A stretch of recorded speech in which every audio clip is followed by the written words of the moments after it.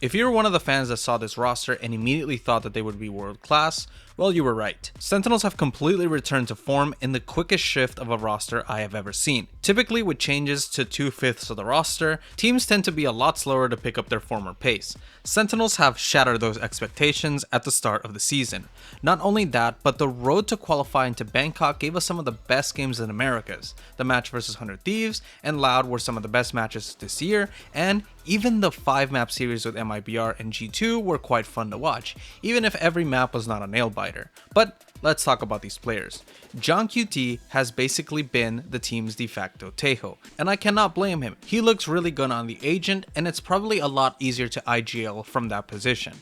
Bang is a dedicated smokes player and has fulfilled his purpose, and with the buff to Astra, he is showing he was the right pick to sign. Nare has been more quiet than the rest of the roster, but honestly, it's hard to shine when all of these players are playing great.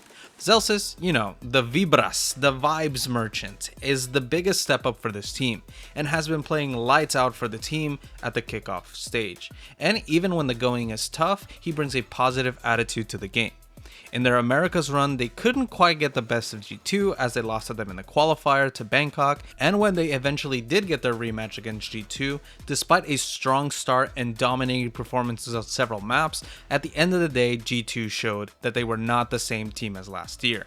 Sentinels have an incredibly strong chance to contend for the title. Not many teams in Valorant could ever put a scratch on G2's dominant run, let alone put a massive dent like they did. There are strong teams in this tournament, but it looks to me that the Americas are walking in with the best teams, and Sentinels are a shining example of that.